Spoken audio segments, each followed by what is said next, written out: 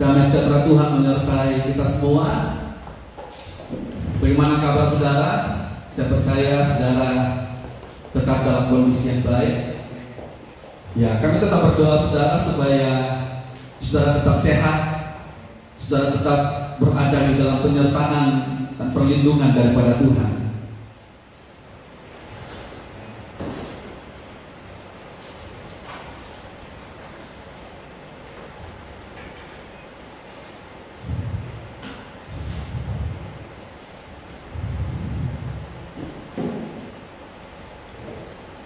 Ya, puji Tuhan, damai sejahtera Tuhan menyertai kita semuanya. Baik, pagi hari ini saudara saya ingin berbicara tentang pelayanan. Ya, sesuai dengan tema kita di bulan ini, di bulan Mei, yaitu Grace to Serve atau anugerah untuk melayani. Saudara, kita adalah orang-orang yang telah menerima anugerah Tuhan. Kita adalah orang-orang yang telah menerima kasih karunia Tuhan. Dan sebagai orang yang telah menerima kasih karunia, sebagai orang yang telah menerima anugerah Tuhan dalam hidup kita, saudara, kita jangan membuat kasih karunia Tuhan itu menjadi sia-sia dalam hidup kita. Seperti kata Rasul Paulus dalam 2 Korintus 6 ayat 1. Persoalannya saudara bukan apakah kita sudah menerima kasih karunia. Kita sudah menerima kasih karunia ketika kita percaya kepada Yesus, dan ketika kita menerima Yesus sebagai Tuhan dan Juru Selamat di dalam hati kita, ketika kita mengaku dengan mulut dan percaya dengan hati kita, kita menerima Yesus sebagai Tuhan dalam kehidupan kita, sebagai Juru Selamat kita, maka saat itulah kasih karunia itu diberlakukan atas hidup kita. Kita tidak lagi hidup di bawah kutuk, tetapi melalui iman kita kepada Kristus, kita hidup di bawah kasih karunia Tuhan. Kita menerima kasih karunia Tuhan. Nah, persoalannya saudara bukan apakah kita sudah menerima, tapi apakah kita menghargai kasih karunia itu. Nah, di sini persoalannya saudara. Ada banyak orang yang telah menerima kasih karunia, tapi persoalannya adalah mereka tidak menghargai kasih karunia itu. Itu sebabnya saudara, sekali lagi saya ulangi bahwa sebagai orang yang telah menerima kasih karunia Tuhan, jangan kita membuat kasih karunia Tuhan itu menjadi sia-sia. Tetapi kita harus saudara menghargai kasih karunia Tuhan itu, dan kita harus hidup di dalamnya. Nah, pertanyaannya saudara, bagaimana caranya supaya kita dapat menghargai kasih karunia Tuhan? Apa yang harus kita lakukan untuk kita menghargai kasih karunia itu dan hidup di dalam kasih karunia itu? Kita lihat dalam 1 Korintus 15. 1 Korintus pasal 15.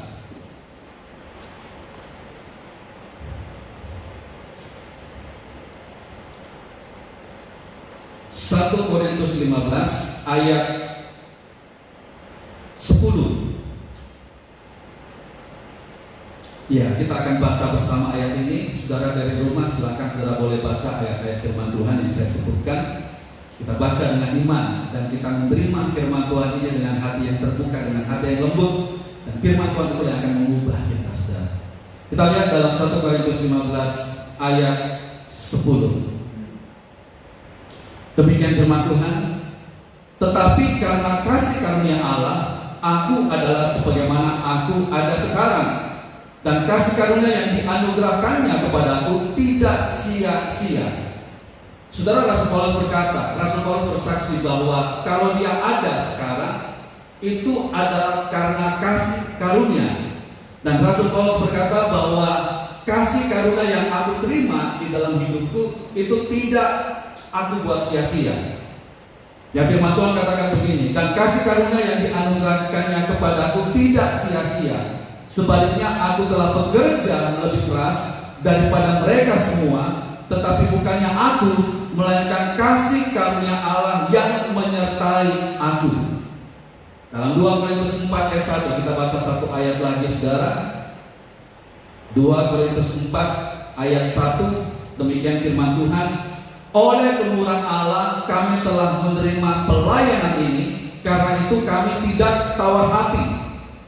Jadi bagaimana caranya saudara kita menghargai kasih karunia Tuhan dalam hidup kita yang telah kita terima? Atau saudara, apa yang harus kita lakukan setelah kita menerima kasih karunia? Saudara, inilah tandanya saudara bahwa kita telah menerima kasih karunia Tuhan. Inilah tandanya saudara bahwa kita hidup dalam kasih karunia dan kita menghargai kasih karunia itu. Yaitu kalau hidup kita Kalau hidup kita berubah, kalau kita hidup di dalam pertobatan, itulah tanda bahwa kita telah menerima kasih karunia, kita hidup dalam kasih karunia, dan kita menghargai kasih karunia. Sama seperti yang dikatakan oleh Paulus. Paulus berkata bahwa kalau aku ada sebagaimana aku ada sekarang, itu karena kasih karunia. Saudara, Rasul Paulus menyaksikan bahwa kasih karunia yang dia terima di dalam hidupnya, saudara, itu telah mengubah hidupnya. Sehingga dia tadinya adalah seorang penganiaya jemaat Tuhan, tapi setelah dia menerima kasih karunia itu mengubah hidupnya, sehingga dia menjadi hamba Kristus. Tadinya dia adalah seorang penganiaya jemaat, tetapi setelah dia menerima kasih karunia itu mengubah hidupnya, membuat dia hidup di dalam kebenaran, dan dia hidup sebagai pelayan Kristus, dia hidup sebagai hamba Kristus. Nah, apalagi tanda, saudara, bahwa kita telah menerima kasih karunia? Apa tandanya, saudara, bahwa kita menghargai dan kita hidup dalam kasih karunia? Rasul Paulus katakan begini, bahwa kasih karunia yang telah aku terima itu membuat aku bekerja lebih keras. Kasih karunia yang diterima oleh Paulus dalam hidupnya, saudara, bukan hanya mengubah, bukan hanya memiliki kuasa untuk mengubah kehidupan Paulus, tapi saudara, setelah hidup daripada Paulus berubah, maka perubahan hidup itu menghasilkan buah dalam kehidupan Paulus, yaitu perubahan hidup atau pertobatan yang dialami oleh Paulus itu membuat dia melayani Kristus. Jadi saudara, inilah tandanya bahwa kita telah menerima kasih karunia dan hidup dalam kasih karunia, yaitu kalau kita melayani Kristus. Saudara, dengan baik, setiap orang yang menerima kasih karunia hidupnya berubah, dan setiap orang yang menerima kasih karunia Tuhan membuat dia melayani Kristus. Itu sebabnya, saudara, sebagai orang-orang yang telah diselamatkan, saudara, kita tidak boleh pasif, tetapi kita harus aktif, saudara. Firman Tuhan katakan bahwa giatlah selalu di dalam pekerjaan Tuhan. Kita lihat dalam 1 Korintus 15 ayat 58.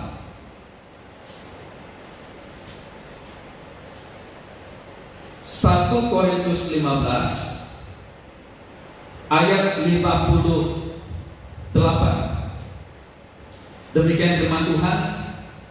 Karena itu, saudara-saudaraku yang terkasih, berdirilah teguh, jangan goyah, dan giatlah selalu di dalam pekerjaan Tuhan. Nah, katakan bersama-sama, giatlah selalu di dalam pekerjaan Tuhan. Beritahu kepada kiri kanan saudara, beritahu kepada setiap anggota keluarga saudara, kasih tahu mereka bahwa giatlah selalu di dalam pekerjaan Tuhan, giatlah di dalam melayani Tuhan. Iya, jadi saudara, jangan kita hanya giat selalu dalam pekerjaan duniawi sampai kita tidak punya waktu untuk Tuhan, tapi kita juga harus giat selalu di dalam pekerjaan Tuhan. Amin, saudara. Kita harus giat di dalam pelayanan, saudara. Nah, pelayanan yang saya maksudkan di sini, saudara, itu bukan hanya pada waktu hari Minggu. Pelayanan yang saya maksudkan di sini, saudara, bukan nanti pada waktu kita ke gereja baru itu dikatakan pelayanan. Pelayanan itu bukan hanya di atas panggung ini, saudara, tetapi di dalam kehidupan kita sehari-hari. Ya, saat kita berada di rumah kita, saat kita berada dalam rumah tangga, di tengah-tengah keluarga kita, itu juga merupakan sebuah pelayanan. Ketika saudara berada di tempat kerja saudara, di kantor saudara, di sekolah saudara, itu juga adalah suatu pelayanan. Sebagai seorang suami saudara, ketika kita dapat berfungsi dan kita bertanggung jawab, ya, melakukan tanggung jawab kita sebagai seorang suami dalam rumah tangga kita, dalam keluarga kita, itu adalah sebuah pelayanan. Begitupun dengan istri. Ketika seorang istri itu hidup, berfungsi dan bertanggung jawab, melakukan tanggung jawabnya seperti apa yang dikatakan oleh firman Tuhan di dalam rumah tangga, di dalam keluarganya, itu adalah sebuah pelayanan. Nah, begitu juga dengan setiap pegawai, setiap karyawan yang bekerja. Ketika dia menjadi pelayan atau pekerja, menjadi karyawan yang baik, bekerja dengan jujur, bekerja dengan sungguh-sungguh, tidak korupsi, tidak menipu. Nah, saudara, itu adalah satu pelayanan, saudara, yang dilakukan. Jadi sekali lagi, saudara, pelayanan itu tidak hanya pada waktu di gereja, bukan hanya pada waktu hari Minggu, bukan hanya pada waktu pimpin pujian, tetapi apa yang kita lakukan, saudara, di dalam kehidupan sehari-hari. Entah itu di rumah kita, di kantor, tempat pekerjaan, dimanapun kita berada, saudara, itu merupakan sebuah pelayanan. Nah, sama seperti apa yang telah dilakukan saudara oleh Petra Peduli kemarin, ya kami ingin mengucapkan terima kasih ya kepada seluruh jemaat Petra yang telah mengambil bagian terlibat di dalam kegiatan Petra Peduli kemarin. Saudara, apa yang saudara berikan di dalam pelayanan Petra Peduli, saudara memberikan uang, saudara memberikan sembako, apapun yang saudara berikan untuk kegiatan Petra Peduli kemarin, itu adalah suatu bentuk pelayanan, saudara. Dan ketika kita melakukan semuanya itu dengan tulus, ketika kita melakukan semuanya itu dengan motivasi yang benar, percayalah bahwa apa yang kita lakukan itu diperhitungkan oleh Tuhan. Dan apa yang kita tabur, apa yang kita berikan, saudara, itu akan dibalas oleh Tuhan. Firman Tuhan berkata, barang siapa memberi, maka dia akan diberi. Ketahuilah apa yang kita berikan itu adalah suatu taburan yang kita lakukan. Dan firman Tuhan berkata bahwa apa yang kita tabur itu akan kita tuai, saudara. Kita akan menuai jenis yang sama dengan apa yang kita tabur. Ya, puji nama Tuhan. Nah, saudara, hari ini saya ingin berbicara mengenai pelayanan yang indah di mata Tuhan. Katakan bersama-sama, pelayanan yang indah di mata Tuhan. Pelayanan yang indah di mata Tuhan. Saudara, kita perlu tahu bahwa tidak semua pelayanan itu indah di mata Tuhan. Tidak semua pelayanan itu berkenan di hati Tuhan. Tidak semua pelayanan itu menyenangkan hati Tuhan. Saudara, bisa saja sebuah pelayanan itu kelihatan, terlihat indah di mata manusia, terlihat bagus, terlihat hebat, kelihatan luar biasa, kelihatan perfect, sempurna di hadapan manusia dan mendapat pujian dari manusia. Tetapi belum tentu di hadapan Tuhan. Bisa saja di hadapan manusia, saudara, pelayanan itu kelihatan luar biasa, kelihatan indah, tetapi belum tentu indah di mata Tuhan, saudara. Mengapa? Karena cara Tuhan melihat dan cara manusia melihat itu berbeda. Manusia melihat apa yang bisa dilihat oleh mata. Manusia melihat apa yang di sebelah luar, tetapi mata Tuhan melihat apa yang ada di sebelah dalam. Saudara, Tuhan melihat apa yang tidak terlihat oleh mata manusia.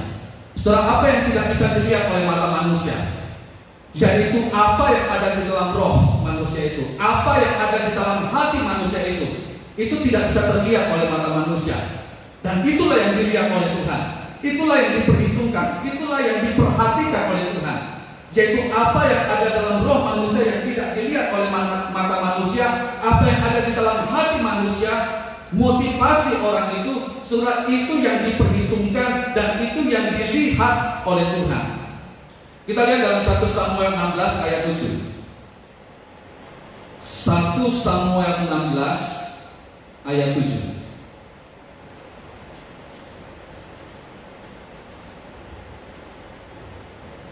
Demikian firman Tuhan, 1 Samuel 16 ayat 7. Tetapi berfirmanlah Tuhan kepada Samuel, janganlah pandang parasnya atau perawakan yang tinggi. Jadi paras ini maupun perawakan yang tinggi ini adalah hal-hal yang bisa dilihat oleh mata, secara kasat mata. Hal-hal yang ada di sebelah luar, casingnya, saudara.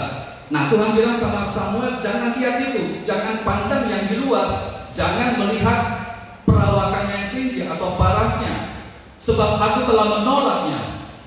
Bukan yang dilihat manusia, yang dilihat Allah. Jadi jelas cara Tuhan melihat, cara pandang Tuhan itu tidak sama, berbeda dengan cara manusia melihat. Manusia melihat apa yang di depan mata, manusia melihat apa yang di sebelah luar. Tapi Tuhan katakan, bukan yang dilihat manusia, yang dilihat Allah. Manusia melihat apa yang di depan mata, tetapi Tuhan melihat hati. Puji Tuhan. Setelah kita lihat lagi dalam Yeremia pasal 20 ayat 12. Yeremia 20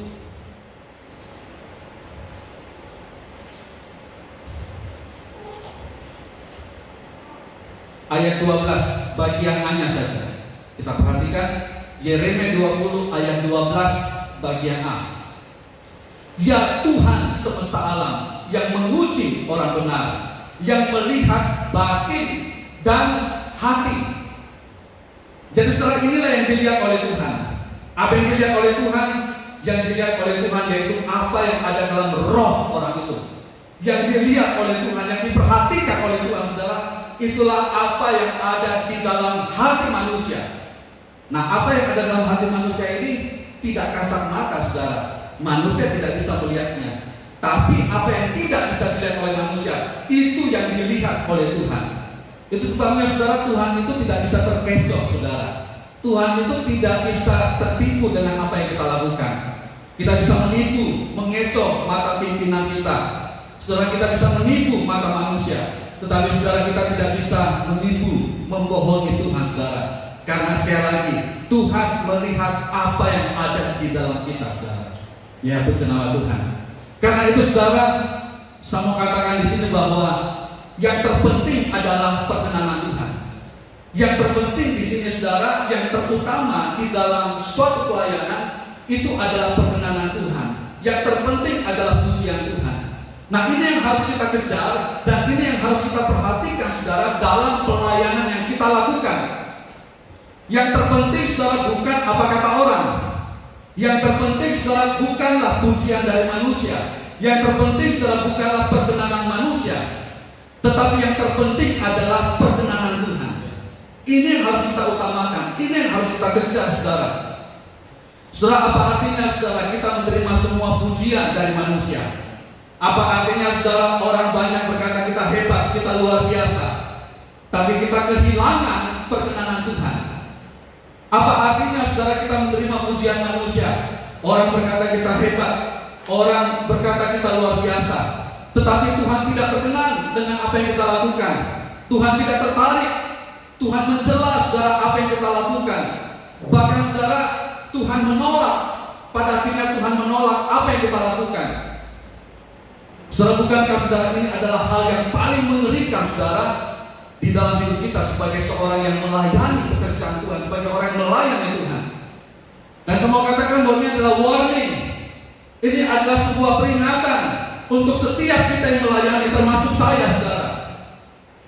Saudara, jangan sampai kita sudah melayani, jangan sampai saudara kita sibuk dalam pelayanan. Kita sudah banyak melakukan pelayanan, sudah sekian lama, saudara, mungkin sudah belasan, bahkan sudah puluhan tahun kita melayani.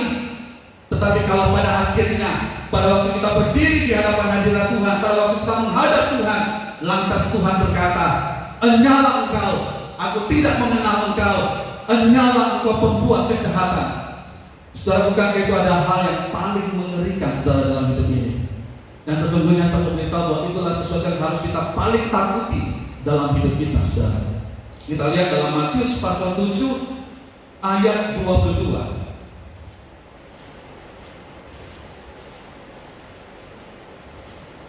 Matius 7 ayat 22 dan ayat 23. Demikian firman Tuhan. Pada hari terakhir banyak orang berseru kepadaku, "Tuhan, Tuhan, bukankah kami bernubuat demi namamu dan mengusir setan demi namamu dan mengadakan banyak mujizat demi namamu juga?" Pada waktu itulah aku akan berterus terang kepada mereka dan berkata, "Aku tidak pernah mengenal kamu. Enyahlah daripadaku, kamu sekalian pembuat kejahatan." Saudara, firman Tuhan berkata bahwa pada waktu itulah aku akan berterus terang kepada mereka. Saudara, kepada siapa Tuhan berterus terang? Siapa yang dimaksud dengan mereka di sini? Kepada siapakah, saudara, Tuhan berterus terang? Yaitu kepada mereka yang sudah melayani. Apa yang Tuhan katakan kepada orang-orang yang sudah melayani ini? Tuhan berkata, "Aku tidak mengenal engkau.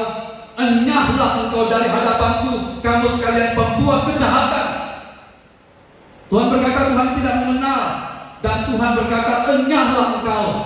Artinya apa, saudara? Artinya mereka bukan hanya tidak dikenal, mereka bukan hanya tidak diakui oleh Tuhan, tetapi mereka ditolak oleh Tuhan. Nah, pertanyaannya, saudara, mengapa, saudara, mereka ditolak oleh Tuhan? Bukankah mereka adalah orang-orang yang sudah melayani? Bahkan kalau kita baca dalam ayat 22 tadi, pelayanan yang mereka lakukan ini bukan pelayanan yang biasa-biasa. Mereka adalah orang-orang yang sudah mengusir setan. Mereka adalah orang-orang yang sudah mengadakan banyak mujizat. Tapi pada akhirnya Tuhan tidak mengenal mereka dan Tuhan menolak mereka. Saudara, mengapa Tuhan menolak mereka? Saudara, karena ada yang salah, karena ada yang tidak benar dengan pribadi mereka, karena ada yang salah, karena ada yang tidak benar dengan karakter mereka, ada yang salah dengan hati mereka, ada yang salah dengan motivasi mereka saat mereka melayani pekerjaan Tuhan, saat mereka melayani Tuhan. Jadi dengar ini baik, bahwa bukan pelayanan mereka yang ditolak oleh Tuhan, atau bukan karena pelayanan mereka yang membuat sehingga mereka ditolak oleh Tuhan. Pelayanan mereka tidak salah, saudara. Tidak ada yang salah dengan ketika mereka bernubuat. Tidak ada yang salah dengan mereka mengusir setan. Tidak ada yang salah, saudara, dengan mereka melakukan mujizat-mujizat. Tidak ada yang salah dengan pelayanan mereka. Tetapi kemudian akhirnya Tuhan menolak mereka. Itu disebabkan karena pribadi mereka, karena ada yang salah, ada yang tidak benar, ada yang tidak murni dengan motivasi mereka, dengan karakter, dengan hati mereka saat mereka melayani pekerjaan Tuhan itu. Saudara, bisa saja orang-orang yang melayani Tuhan, melakukan pekerjaan Tuhan ini telah mencuri kemuliaan Tuhan. Mereka melakukan semuanya itu, saudara. Mereka memang melakukan pelayanan itu, tetapi semua yang mereka lakukan itu bukan untuk kemuliaan Tuhan, tapi untuk kemuliaan mereka. Mereka telah mencuri kemuliaan Tuhan itu. Atau bisa saja, saudara, mereka melakukan pekerjaan Tuhan itu, tetapi tidak disertai dengan hati yang benar, tidak disertai dengan hati yang taat, saudara. Mungkin saudara berkata, kenapa mujizat bisa tetap terjadi? Bukankah mereka adalah orang-orang yang telah ditolak oleh Tuhan, tidak diakui oleh Tuhan? Tapi kenapa mereka masih bisa mengusir setan? Kenapa mereka masih bisa mengadakan mujizat? Padahal hidup mereka tidak berkenan di hadapan Tuhan. Saudara, dengarkan ini. Kenapa mujizat itu tetap terjadi? Kenapa mereka masih tetap bernubuat? Kenapa, saudara, mereka masih tetap mengusir setan? Saudara, ini disebabkan karena Tuhan itu membela pekerjaannya. Ini disebabkan karena Tuhan itu membela namanya. Karena orang-orang ini telah melakukan pelayanan itu dengan menyebut, dengan membawa nama Tuhan. Mereka bernubuat, dan ketika mereka bernubuat, mereka membawa nama Tuhan. Ketika mereka mengusir setan, mereka mengusir setan pakai nama Tuhan. Ketika mereka melakukan mujizat, saudara, mujizat-mujizat yang mereka lakukan itu membawa, memakai nama Tuhan. Dan itulah yang membuat sehingga Tuhan membela namanya. Tapi dosa adalah dosa, saudara. Dan setiap dosa itu ada upahnya. Upah dosa itu adalah kebinasaan. Upah dosa itu adalah maut, kematian kekal. Ya, saudara, jadi bisa saja, saudara, orang itu tetap melayani, tapi hidupnya tidak berkenan di hadapan Tuhan. Ya, karena itu, saudara, perhatikan ini. Karena itu, saudara, dalam pembahasan grace to serve atau anugerah untuk melayani ini, saudara, saya akan lebih banyak menekankan tentang karakter. Saya akan lebih banyak, saudara, menekankan tentang hati, tentang motivasi dalam melayani, daripada membahas hal-hal yang bersifat teknis. Saudara, bukannya hal-hal yang bersifat teknis itu tidak penting. Saudara, hal-hal yang bersifat teknis itu penting juga, saudara, dan harus ada di dalam gereja. Gereja harus diperlengkapi dengan fasilitas yang baik. Gereja harus diperlengkapi, saudara, secara teknis dengan alat-alat musik yang bagus, dengan sound system yang bagus dan sebagainya, saudara, dengan lighting yang bagus.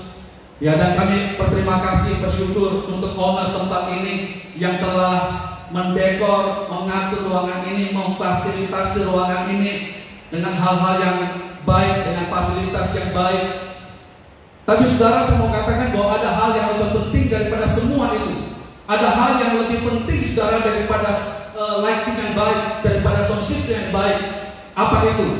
Yaitu bagaimana orang-orang yang beribadah di dalamnya. Bagaimana, saudara, para pelayan-pelayan yang melayani di dalamnya. Dan ini bicara karakter, ini bicara roh, saudara, ini bicara karakter.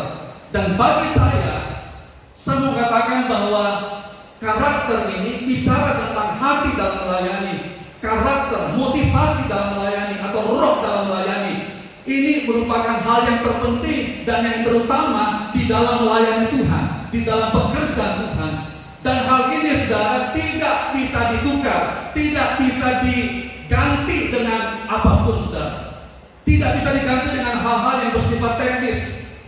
Karakter, hati, roh, motivasi dalam melayani itu tidak bisa diganti, saudara, dengan sound system yang baik, dengan peralatan alat musik yang canggih, saudara. Karena di hadapan Tuhan, saudara, perhatikan ini, di hadapan Tuhan, Tuhan itu lebih tertarik, saudara, dengan karakter yang kita miliki daripada karunia atau talenta yang kita miliki, saudara. Saudara, orang itu bisa saja memiliki skill yang baik, orang bisa saja memiliki talenta yang bagus, punya potensi yang bagus. Tapi saudara, kalau tidak diimbangi dengan karakter yang baik, maka itu bisa berbahaya. Saudara, banyak, saudara, orang punya skill yang bagus, banyak orang di luar sana punya talenta, punya potensi yang bagus, yang luar biasa, tetapi sayang, karakternya jelek, saudara. Dan saya mau katakan bahwa orang-orang yang seperti ini, saudara, orang-orang yang melayani Tuhan tetapi karakternya jelek, itu tidak akan bisa lama, saudara, dipakai oleh Tuhan kalau dia tidak bertobat, selama tidak bertobat. Saudara, kalaupun orang itu melayani Tuhan, saudara, maka sesungguhnya yang dia layani itu bukan Tuhan. Yang dilayani itu adalah dirinya sendiri. Yang dilayani itu adalah kehendaknya sendiri. Saudara, sekalipun saudara dia mengatasnamakan melayani Tuhan, tapi itu cuma kamuflase saja, saudara. Bisa saja orang itu tetap melayani, tetapi sesungguhnya, saudara, yang dilayani itu bukan kehendak Tuhan, tapi yang dilayani adalah kehendaknya sendiri, kemauannya sendiri. Yang dilayani itu egonya. Saudara, bisakah seseorang itu, saudara, melayani Tuhan tapi dia melayani bukan kehendak Tuhan? Bisa, saudara. Contohnya, ya saya kasih contoh ya, Yunus. Saudara, satu waktu, saudara, Yunus disuruh oleh Tuhan, diperintahkan oleh Tuhan untuk pergi ke Niniwe, untuk melayani orang-orang yang ada di Niniwe, untuk memberitakan kabar baik, untuk menyuarakan kabar pertobatan kepada orang-orang di Niniwe. Tetapi apa yang dilakukan oleh Yunus? Yunus bukannya pergi ke Niniwe, tetapi dia malah pergi ke Tarsis.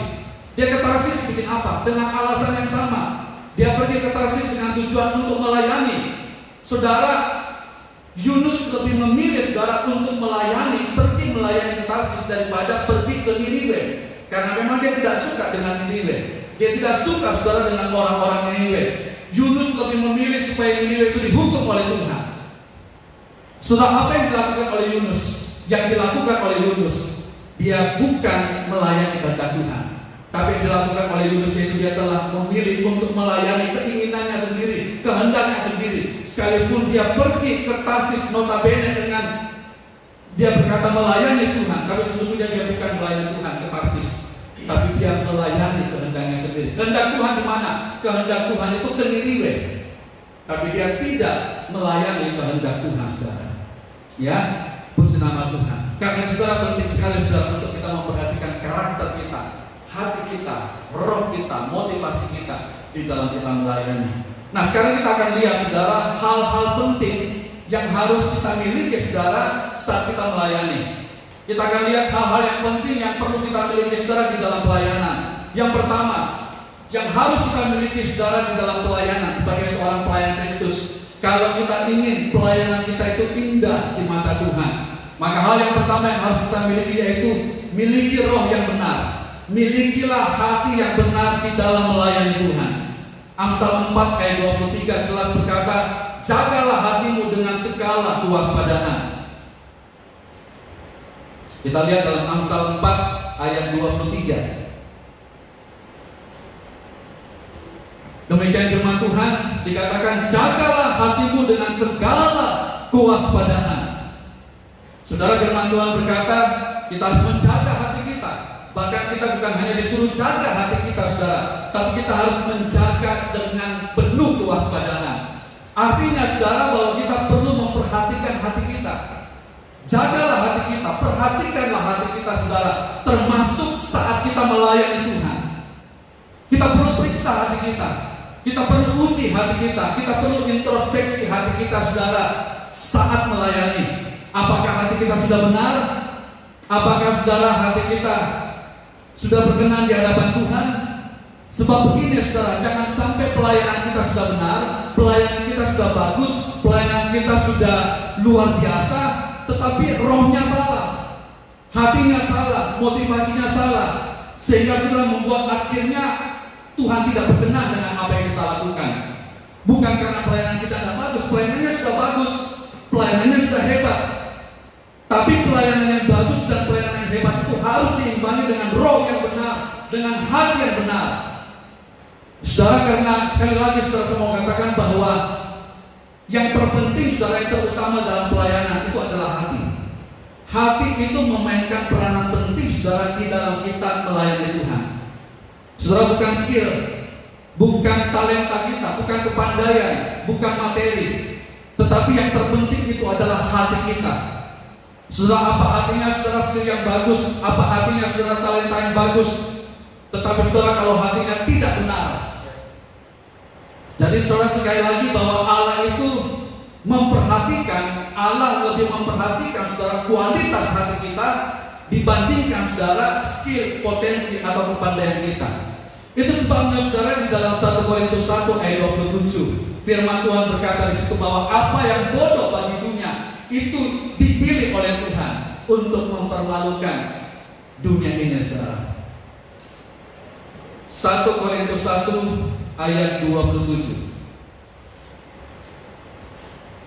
1 Korintus 1 ayat 27. Demikian firman Tuhan, tetapi apa yang bodoh bagi dunia dipilih Allah untuk memalukan orang-orang yang berhikmat, dan apa yang lemah bagi dunia dipilih Allah untuk memalukan apa yang tua. Puji nama Tuhan. Jadi apa yang bodoh bagi dunia itu justru yang dipilih oleh Tuhan. Kemana orang-orang berhikmat? Kemana orang-orang yang pandai itu saudara? Kemana orang-orang yang bertalenta itu? Kenapa mereka bukan yang dipilih oleh Tuhan? Mereka tidak bisa dipakai oleh Tuhan saudara karena ada yang salah dengan karakter mereka. Tapi tidak berarti bahwa semua orang pandai, semua orang yang berhikmat, semua orang yang bertalenta karakternya tidak baik. Tidak juga seperti itu. Ada banyak juga orang-orang yang pandai saudara, itu yang punya karakter yang baik. Sama seperti Rasul Paulus.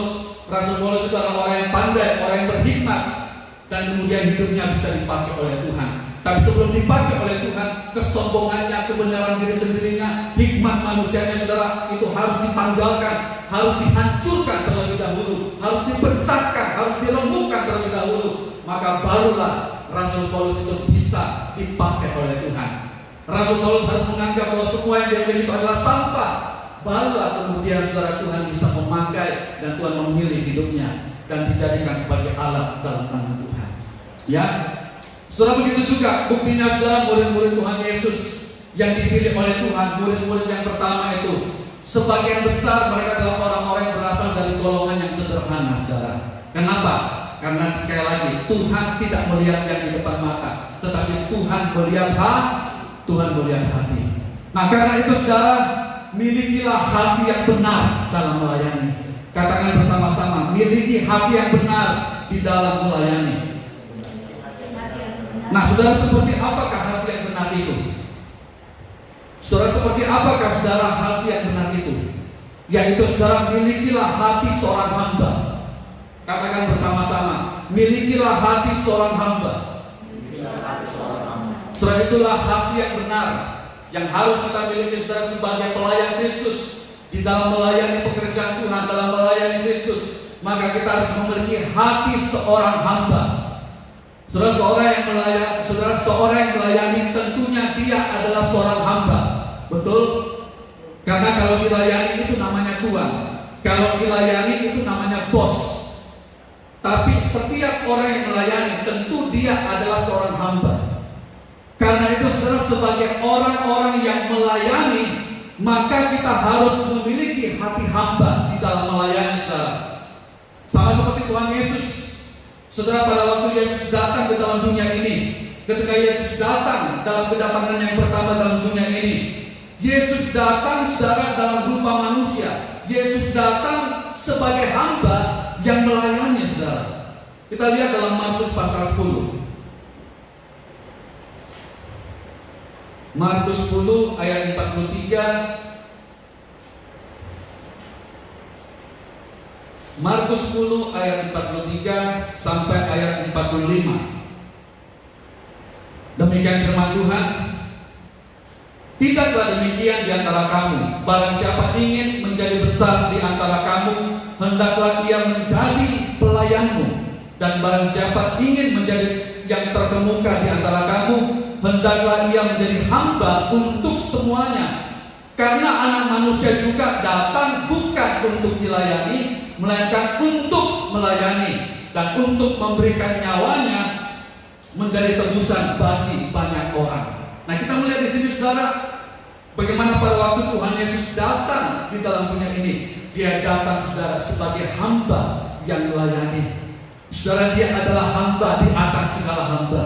Itu sebabnya saudara, Tuhan tidak malu, Tuhan tidak merasa gengsi saudara pada waktu dia harus mencuci atau membasuh kaki daripada murid-muridnya. Yesus rela saudara untuk mencuci, untuk membasuh kaki murid-muridnya. Yesus rela saudara untuk melayani saudara murid-muridnya. Mengapa? Karena sekaligus saudara untuk memberikan tampakan bagi murid-murid, sekaligus saudara untuk memberikan contoh, untuk memberikan teladan apa yang Tuhan lakukan dengan membasuh, dengan mencuci kaki murid-murid itu. Tuhan memberikan teladan kepada murid-murid bahwa seperti itulah seharusnya mereka sebagai pengikut Tuhan. Mereka kalau mau mengiring Tuhan, kalau mau mengikut Tuhan, kalau mau melayani Tuhan, maka mereka harus memiliki hati hamba. Mereka harus menjadi hamba yang melayani. Nah, masalahnya saudara, banyak orang yang ikut Tuhan dan melayani Tuhan, tapi mereka tidak mau bayar harga. Banyak yang ikut, banyak yang mau melayani Tuhan, tapi tidak memiliki hati hamba. Dan ketika seseorang itu saudara melayani tidak disertai, tidak ditandai dengan roh hamba, tidak dengan hati hamba, maka inilah yang mengakibatkan masalah dalam pelayanan itu. Inilah akhirnya mengakibatkan keributan, yang mengakibatkan saudara perpecahan, yang mengakibatkan saudara pertengkaran di tengah-tengah pelayanan itu saudara. Kenapa ada pertengkaran? Kenapa ada perpecahan? Kenapa ada masalah saudara? Karena saudara yang melayani di dalam komunitas itu tidak memiliki hati hamba. Itu sebabnya saudara, penting saudara untuk kita memiliki hati hamba saudara. Milikilah hati hamba. Amin. Katakan bersama-sama, saya mau memiliki hati hamba. Nah, pertanyaannya saudara, apa ciri daripada hati hamba itu? Saudara, ciri daripada hati hamba yaitu memiliki penundukan diri terhadap otoritas, memiliki submission spirit. Saudara, itulah ciri daripada hati hamba. Sekali lagi saudara, saya ulangi, ciri daripada hati hamba yaitu memiliki penundukan diri terhadap otoritas. Saudara, bicara tentang penundukan diri saudara, saya mau katakan bahwa penundukan diri saudara ini merupakan sesuatu yang sangat penting dalam kehidupan kita. Milikilah penundukan diri. Katakan kepada kiri kanan saudara, katakan kepada orang yang ada di sekitar saudara, kepada keluarga saudara, beritahu mereka, milikilah roh penundukan diri. Ya saudara, milikilah saudara penundukan diri. Kenapa saudara? Karena dasar dari sebuah karakter itu adalah penundukan diri terhadap otoritas. Sekali lagi saya ulangi, dasar dari sebuah karakter itu adalah penundukan diri terhadap otoritas. Dan saudara, penundukan diri itu sama dengan karakter. Penundukan diri itu adalah karakter. Dan sekali lagi saya ulangi bahwa Tuhan itu lebih tertarik saudara dengan karakter daripada karunia. Saudara, kalau kita baca dan kita perhatikan di dalam Alkitab, maka kita bisa mendapatkan saudara, kita bisa menemukan bahwa keberhasilan daripada orang-orang besar di dalam Alkitab itu tidak terlepas dari penundukan diri mereka terhadap otoritas. Tapi tidak sedikit juga saudara, ada banyak juga yang gagal, tidak berhasil karena tidak memiliki penundukan diri. Jadi saudara, kalau kita ingin mengalami keberhasilan dalam hidup ini saudara, dengar ini baik. Kalau kita ingin mengalami keberhasilan, entah itu keberhasilan dalam melayani Tuhan, dalam pelayanan, atau keberhasilan di dalam bidang apa saja, maka saudara, milikilah penundukan diri terhadap otoritas. Ini penting saudara, karena kalau kita memiliki penundukan diri, maka itu adalah landasan saudara untuk kita bisa mencapai dan mengalami keberhasilan dalam hidup ini. Saudara, Yesus pun melakukan hal yang sama, saudara, yaitu Yesus tunduk terhadap otoritas Bapaknya, tunduk terhadap otoritas Allah. Yesus tidak pernah melakukan sesuatu di luar kehendak Bapa. Segala sesuatu yang dilakukan oleh Yesus itu selalu melihat kepada kehendak Bapa. Yesus tidak pernah melakukan sesuatu yang bertentangan atau yang melawan kehendak Bapa. Tetapi Yesus selalu tunduk kepada kehendak Bapaknya. Apa artinya tunduk? Tunduk itu artinya taat, saudara. Kita bisa lihat ayatnya itu di dalam Yohanes 8. Yohanes 8 ayat 28. Yohanes 8 ayat 28.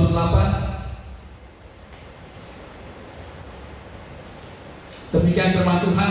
Maka kata Yesus, apabila kamu telah meninggikan Anak Manusia, barulah kamu tahu bahwa Akulah Dia, dan bahwa Aku tidak berbuat apa-apa dari diriku sendiri, tetapi Aku berbicara tentang hal-hal sebagaimana diajarkan Bapa kepadaku. Kita lihat ayat 38. Ayat 38, demikian firman Tuhan. Apa yang kulihat pada Bapa, itulah yang kukatakan, dan demikian juga kamu berbuat tentang apa yang kamu dengar dari Bapamu. Puji nama Tuhan. Jadi setelah inilah sifat daripada Yesus. Itulah karakter yang dimiliki oleh Tuhan Yesus. Bagaimana karakter atau sifat yang dimiliki oleh Tuhan? Yaitu Dia tunduk, taat kepada otoritas Bapaknya.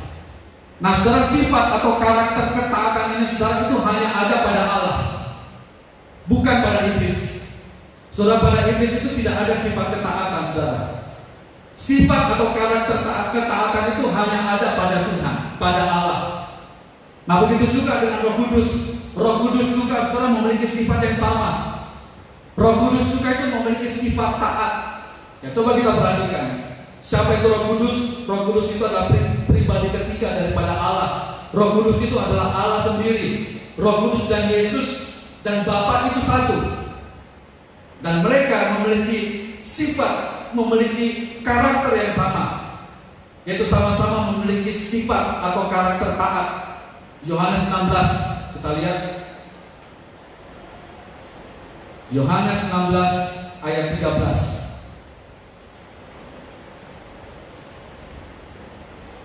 Demikian firman Tuhan, Yohanes 16 ayat 13. Tetapi apabila Ia datang, yaitu Roh kebenaran, Ia akan memimpin kamu ke dalam seluruh kebenaran, sebab Ia tidak akan berkata-kata dari dirinya sendiri, tetapi segala sesuatu yang didengarnya, itulah yang dikatakannya, dan Dia akan memberitakan kepadamu hal-hal yang akan datang. Nah, kita lihat di sini sama seperti Yesus. Yesus tidak melakukan sesuatu di luar kehendak Bapa. Begitu juga dengan Roh Kudus. Roh Kudus juga tidak melakukan sesuatu di luar kehendak Allah. Tetapi apa yang dikatakan oleh Allah, apa yang dikatakan oleh Yesus, itulah yang dilakukan oleh Roh Kudus. Artinya, saudara, inilah sifat karakter yang dimiliki oleh Roh Kudus, yaitu taat, tunduk kepada otoritas, tunduk kepada Allah. Itu sebabnya, saudara, sebagai orang-orang yang hidup penuh Roh, orang yang hidup penuh Roh, itu pastinya, saudara, akan memiliki sifat yang sama dengan Roh Kudus. Amin, saudara. Kalau ada orang yang berkata bahwa dia penuh Roh, maka orang yang penuh Roh itu akan menampakkan sifat ketaatan daripada Roh Kudus. Jadi tidak mungkin, saudara, seseorang itu mengklaim dirinya penuh Roh Kudus, hidup oleh Roh, tapi di pihak lain, saudara, dia menampakkan atau dia menunjukkan sifat yang bertentangan dengan Roh Kudus. Setiap orang yang hidupnya dipimpin oleh Roh, setiap orang yang hidupnya dikuasai, hidup oleh Roh, saudara, maka orang itu pasti hidup di dalam ketaatan. Orang itu pasti hidup di dalam penundukan diri terhadap otoritas. Amin, saudara. Nah, yang terakhir saya ingin katakan kepada saudara, perhatikan ini baik. Setiap ajaran untuk tidak patuh terhadap otoritas, setiap ajaran, saudara, untuk tidak taat, untuk tidak taat kepada otoritas, itu tidak berasal dari Tuhan. Setiap ajaran yang tidak patuh terhadap otoritas, setiap ajaran untuk tidak tunduk kepada otoritas, itu berasal dari setan, itu berasal dari iblis. Sebab memang pada iblis itu tidak ada karakter, tidak ada sifat ketaatan. Dia adalah pemberontak pertama yang berada di surga yang dibuang oleh Tuhan. Dan itu sebabnya saudara, iblis tidak suka kalau kita hidup dalam penundukan diri. Yang apa yang dikehendaki oleh iblis? Yang dikehendaki oleh iblis yaitu supaya kita berontak, supaya kita tidak tunduk kepada otoritas, supaya kita melawan otoritas, supaya kita hidup berontak terhadap Tuhan, dan supaya kita tidak mentaati, tidak menurut perintah-perintahnya. Tapi dengar baik, kita adalah anak-anak Tuhan. Amin. Kita adalah orang-orang yang telah dipilih oleh Kristus. Dan sebagai pengikut Kristus, maka saudara kita harus memiliki karakter, kita harus memiliki sifat yang sama seperti Kristus. Amin saudara. Dan salah satu karakter sifat yang harus kita miliki sebagai pengikut Kristus, yaitu saudara, milikilah roh penundukan diri terhadap otoritas. Katakan bersama-sama, submission spirit. Katakan bersama-sama, miliki roh penundukan diri terhadap otoritas. Ya, puji nama Tuhan. Saudara dengar dengan baik, setiap orang yang memiliki penundukan diri saudara, itu akan membuat dia akan terus berada di bawah otoritas Allah. Setiap orang yang hidup di bawah penundukan diri saudara, itu akan senantiasa hidup di bawah payung perlindungan Tuhan. Saudara, orang-orang yang memiliki penundukan diri saudara, itu akan sanggup untuk melawan iblis dan sanggup untuk mengalahkan iblis. Kita bisa lihat itu di dalam 1 Petrus 5 ayat yang ke-6. 1 Petrus 5 ayat 6. Ya, kita baca bersama saudara firman Tuhan ini. Saudara yang di rumah baca dengan suara nyaring. 1 Petrus 5 ayat 6. Demikian firman Tuhan. Karena itu rendahkanlah dirimu di bawah tangan Tuhan yang kuat, supaya kamu ditinggikannya pada waktunya. Puji nama Tuhan. Jelas firman Tuhan katakan, kalau kita merendahkan diri kita. Apa artinya merendahkan diri? Artinya tunduk. Apa artinya merendahkan diri? Artinya kita taat. Jadi orang-orang yang memiliki pendudukan diri terhadap otoritas, maka akan senantiasa hidup di bawah otoritas Allah, senantiasa akan hidup di bawah payung perlindungan Tuhan. Dikatakan sih, rendahkanlah dirimu di bawah tangan Tuhan yang kuat. Inilah yang akan dialami saudara oleh orang-orang yang memiliki pendudukan diri. Dia akan senantiasa hidup di bawah tangan Tuhan yang kuat. Tangan Tuhan ini bicara tentang perlindungan Tuhan. Tangan Tuhan ini saudara bicara tentang otoritas Allah. Jadi orang-orang yang memiliki pendudukan diri itu sanggup untuk melawan iblis dan sanggup untuk mengalahkan iblis. Satu ayat terakhir kita baca dalam Markus 16 ayat 17. Markus 16 ayat 17. Markus pasal 16 ayat 17.